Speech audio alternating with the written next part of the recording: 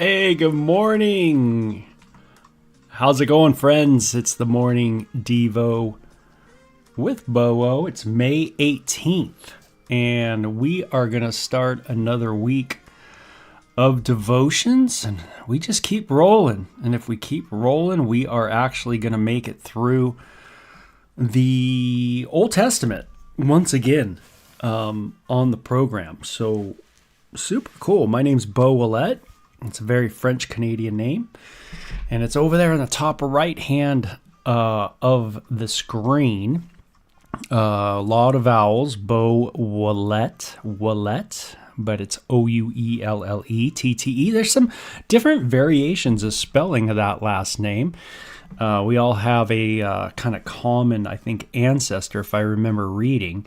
But the name has kind of been altered a little bit here and there. So you'll see different spellings of that last name kind of in the United States. And I think even some of the different spellings in places in Canada and in France. So anyway, hope you guys are well. This week for a picture, I put an old King's puck. Now that's a hockey puck. If you've never seen a hockey puck, that's what it looks like. And this was a puck from the late 70s that was used by the Los Angeles Kings. Probably where they're practiced, maybe Culver City area. I don't think they practiced in Inglewood at the Fabulous Form. But my dad would take us to their practices, and my dad spoke French Canadian, so Marcel Dion and Rogie Vachon were on the Los Angeles Kings at that time, and they gave me a puck as a kid. So I've kept that puck, and yeah, so there it is, LA Kings. Yeah, Tina, I saw the emoji on my phone, and I didn't even know I had an emoji. And but I think I got one. So how about that? I put it in the comment corner, and I don't know if it really looks like me. It's like a young version for sure. I'm a lot more old and wrinkled and have barnacles nowadays. So let's get into Genesis 23. We're going to roll into this devotion and see what it says and how it kind of applies to our life today. So this says, when Sarah was 127 years old. Wow. So that's old. It says she died at Kiriath Arba, now called Hebron. Hebron's a lot easier to pronounce for sure. In the land of Canaan. So Sarah died in the land of Canaan. The land that Abraham was going to, if you will, be gifted by the Almighty of all people. And this land, of course, was going to be given to Abraham and to his descendants from generation to generation. This covenant would be there, where they would have rights to this land of Canaan, today known as Israel, through actually Isaac, right? Not Ishmael. And so this debate still goes on today. By the way, if you talk to a Muslim, they're going to say that actually the land is promised through Ishmael. And of course, the scriptures say it's actually promised through Isaac. So therein lies the contention, even of our day. See, our day is, so much of our day is because of what is being recorded historically in the biblical text. And that's what kind of blew me away when I read it. I always thought the Bible was going to be some kind of fairy tale. I didn't think it was going to be a historical kind of outline, overview, if you will. So Sarah dies in Canaan, and it says, and there Abraham mourned and wept for her. Man, I just find this so in a sense, relieving. Abraham is married to Sarah for a long period of time. They are close relatives. They have walked this life together. They've gone through a lot. And when she dies, he weeps and he mourns for her. Nothing's wrong with mourning and weeping. Abraham did it. And it's okay if we do it too. Sometimes we think, hey, I'm just going to get over it. It's going to take me a day and then I'll be done, kind of thing. And every relationship that we have is a little different. And what I mean by that is when you lose a parent, there's a particular kind of feeling that goes with that. And I'm sure when you lose a child, there's a particular feeling that goes with that. And when you lose a spouse, there's a particular feeling that goes with that too. So I imagine every relationship we have, because they're all unique and different and have different kind of roles, there's a different kind of mourning and weeping that we kind of go through. I've known my wife for a long time. I don't know, since I was, 8, 9, 7, 8, 9, somewhere in there. And we lived in the same, we moved right down the street from her. I've known of her for a long time. And we ended up going to the same junior high and high schools together. And then got married early in college. And yeah, we've hung out. We've been married over 33 years. We've hung out for, 44 years, 45 years, something like that. Already I've hung out with her 40 something years, 4 years. That's a long time. I would imagine if she passed away, I would be a little bummed. Don't be surprised, if, someone passes away and someone's bummed. Abraham was. It's okay. Didn't mean he didn't have faith in God. It didn't mean he wasn't trusting God. He trusted God to raise the dead with Isaac, But it was different. This is his wife. And man, he went through some ups, downs. He's had some failures, some super duper failures. They've gone through some serious marital issues. Sleeping with the maid, that probably didn't go so well, right, in the marriage. Could you imagine your spouse sleeping with the maid and then having a child? But they stuck it out, man. They stuck it out. And she's 127 years old and she dies. But she was beautiful. Remember the description of Sarah that I just kept telling us that she's gorgeous. She's beautiful. Then leaving her body, he said to the Hittite elders in Canaan, "Here I am, a stranger and a foreigner among you. Please sell me a piece of the land so I can give my wife a proper burial." So this is cool. Even though Abraham can't own any land, he's promised the land, but at this point he doesn't own any. He says, hey, sell me a piece of land so I can bury my wife, so I can have a family plot. It's cool when you have a family plot, a place where, that one place where you can go and everybody's at. I can go back to Maine. I can go on a hill in Wilton, Maine, off the little tiny interstate there, little 2-lane road.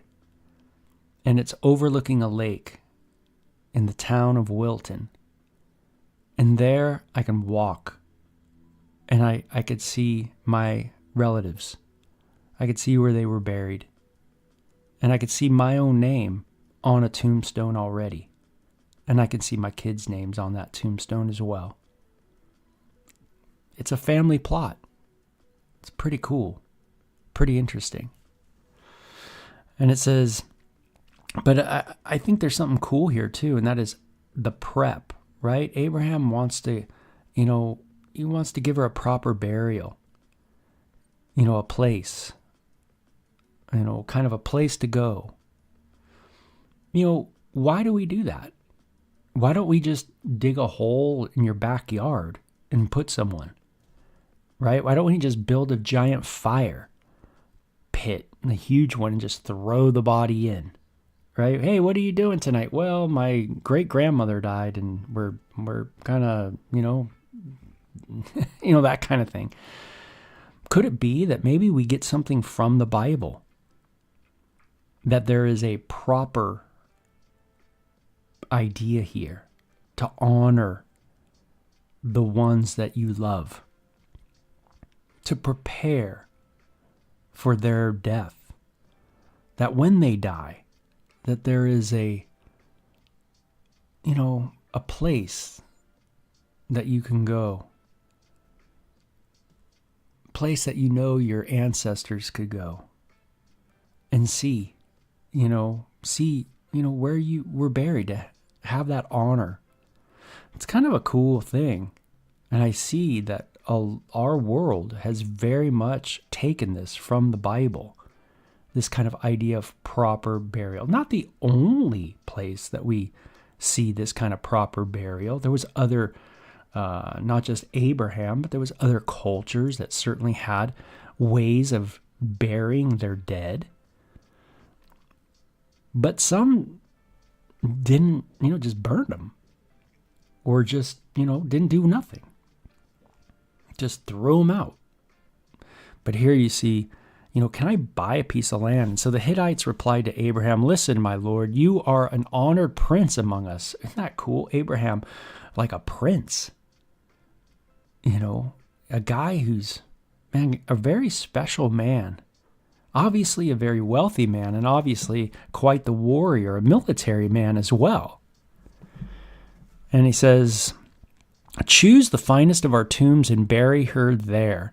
No one here will refuse to help you in this way. And then Abraham bowed low before the Hittites. Isn't that beautiful? He pays homage to the Hittites.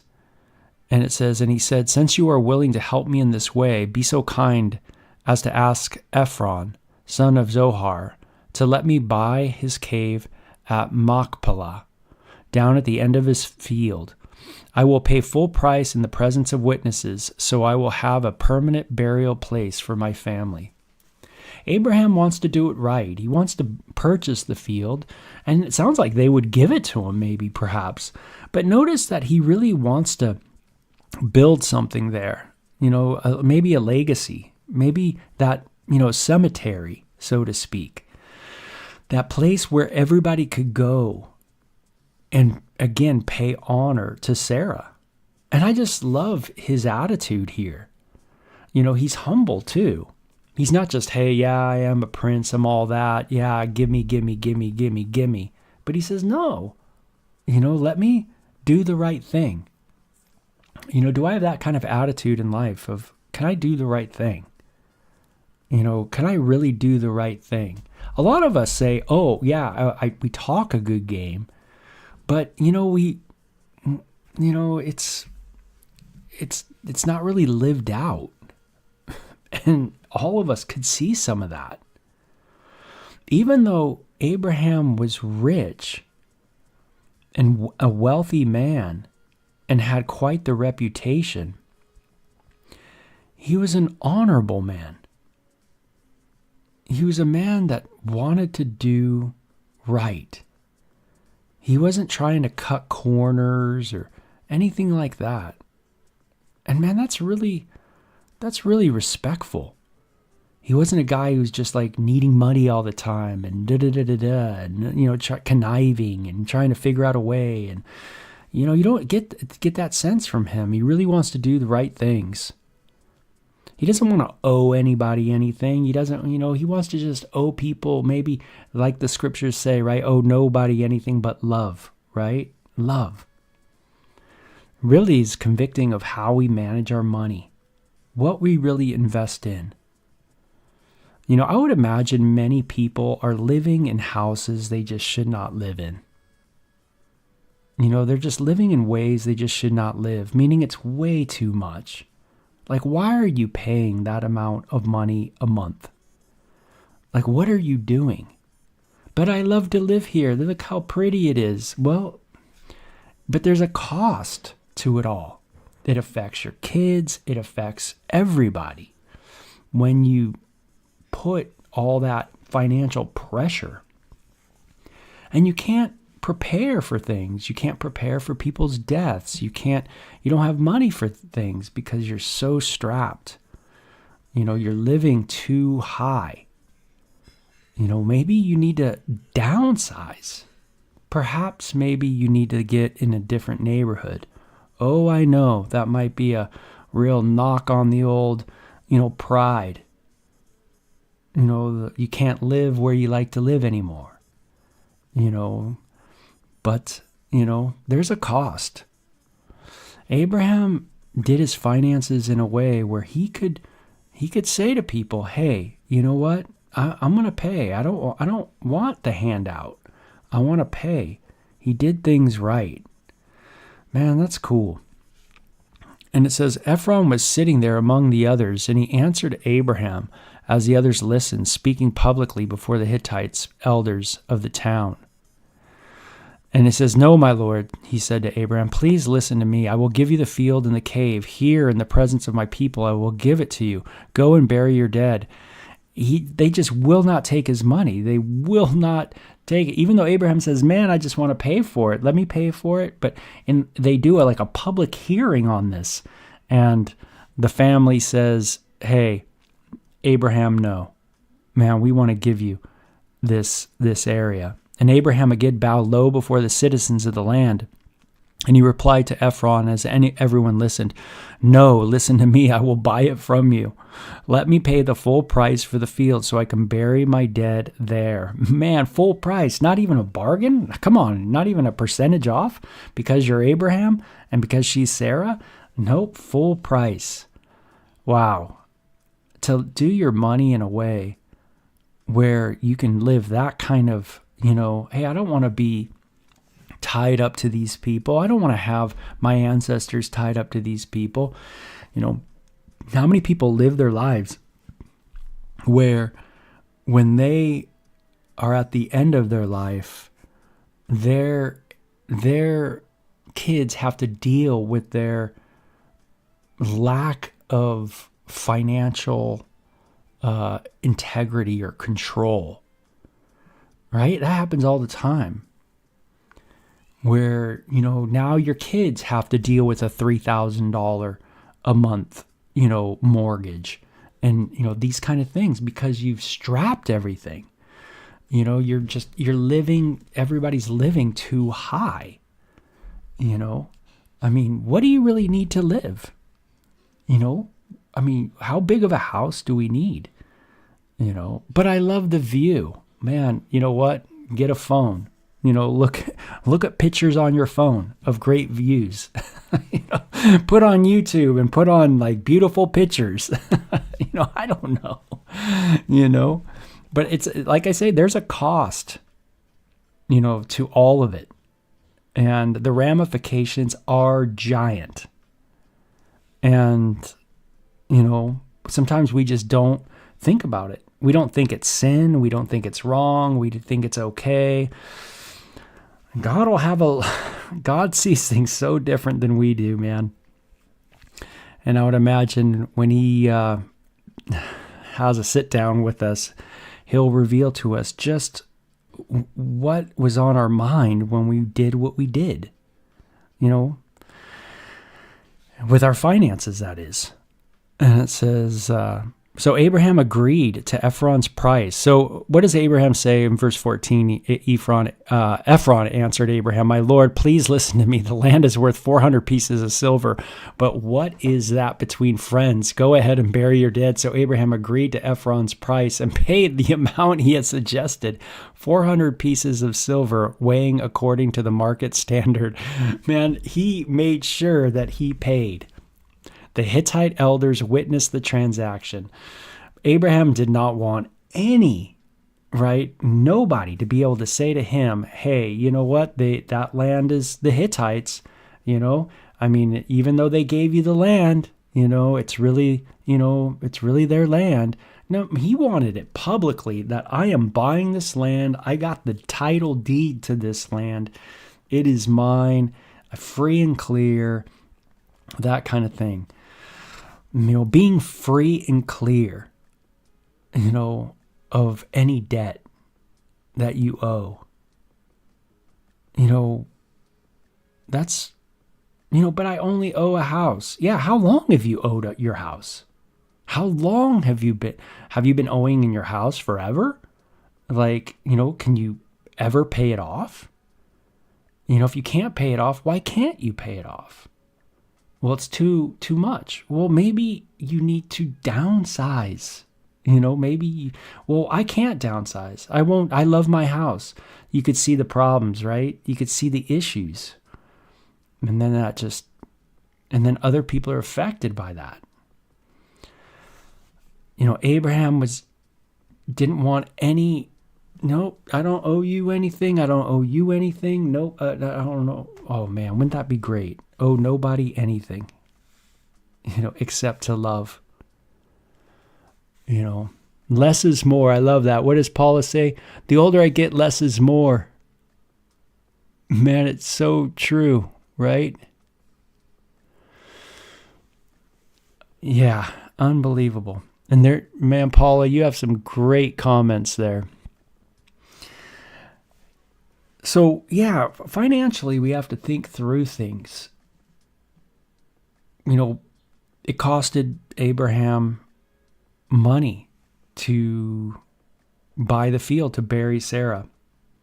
And it certainly cost us, to bury our loved ones, to deal with their body, in a good way.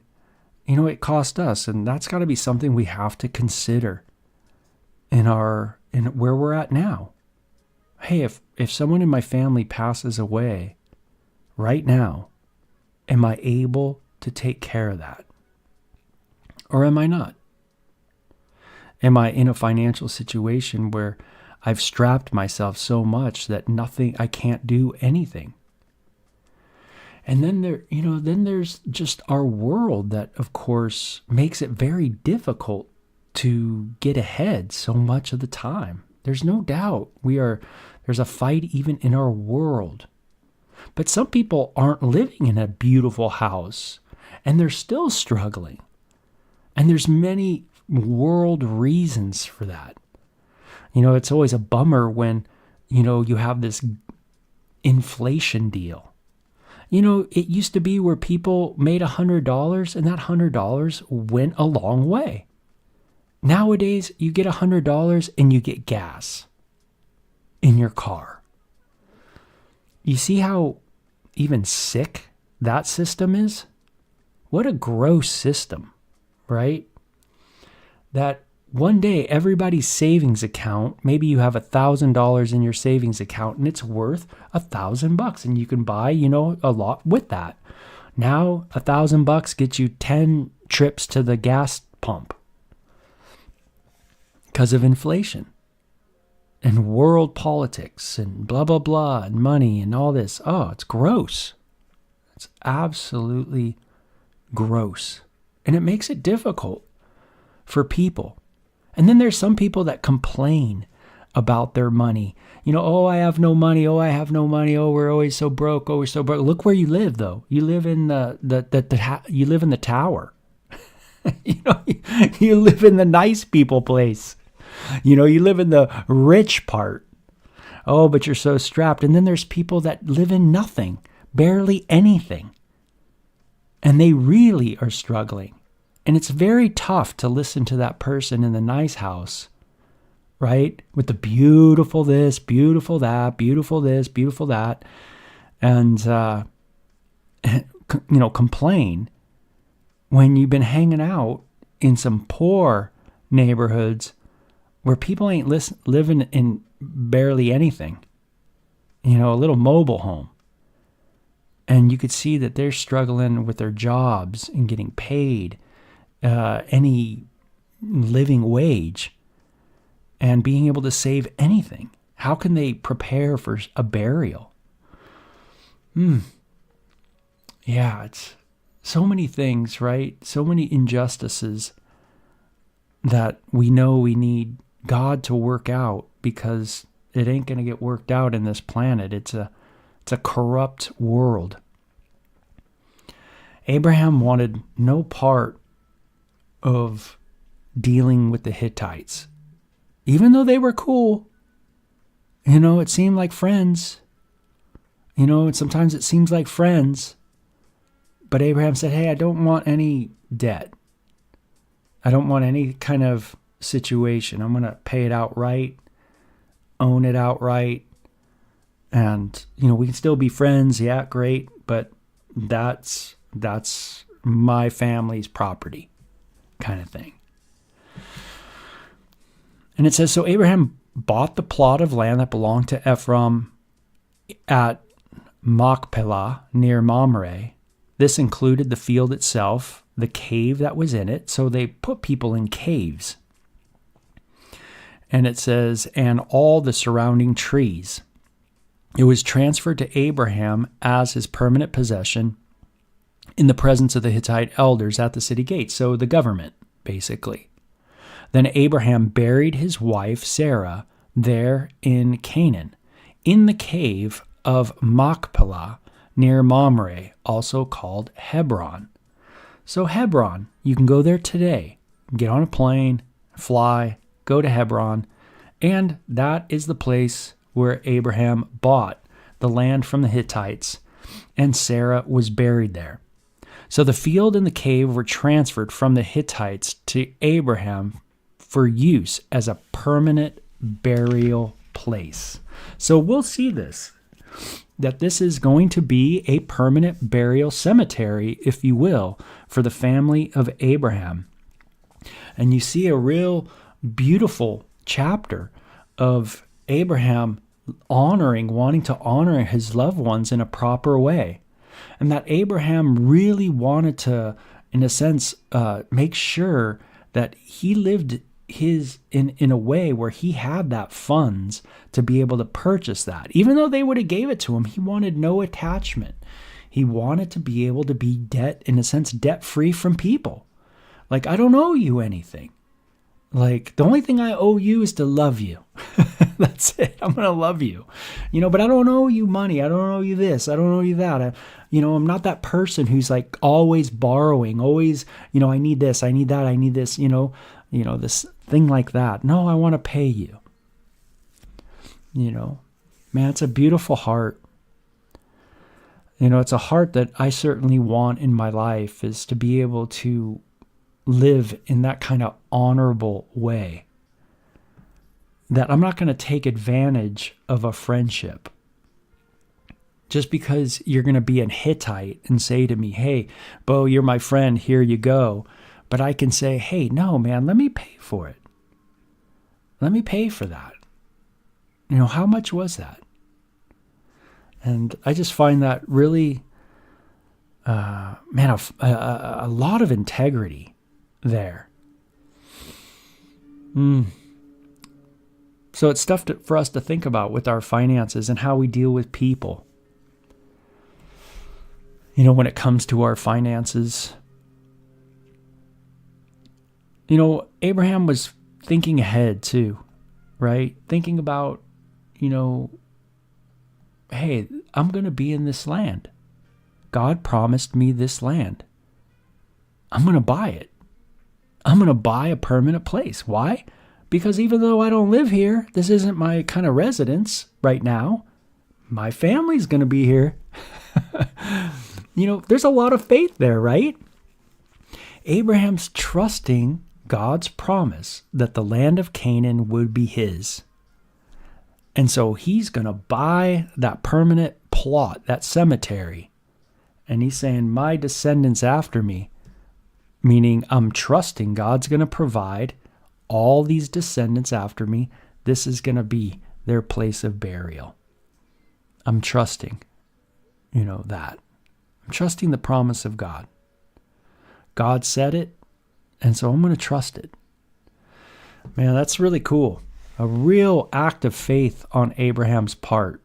He knows that kids are going to come through Isaac. He's excited about it, and he's also preparing his family. Wow, not just to live, but to die, and that's an important part of our lives. Preparing, not only while we're, preparing to live, but also preparing to die. Am I okay with that? Everybody wants to go to heaven, but nobody wants to die. That's what Peter Tosh once said. And we have to be ready. And I know personally, when I see brothers and sisters that are going through tough times and that are holding fast to Jesus, it teaches me to be prepared. It's teaching me to get ready for my time. That is certainly ahead. It's certainly there before me, and I have to pay attention. Not avoid it, not be scared of it, not run, but face it, right? The Lord is my helper. I shall not fear. What can man do to me? I was at the gym today and someone had that shirt on in front of me. I was on the Stairmaster thing and there was someone in front of me, and in the back of their shirt it said Psalm, I think 118, maybe 6, 118 verse 6. The Lord is my helper, I will not fear. So very cool. Hey, you guys take care, okay? Have a great day. Bye-bye.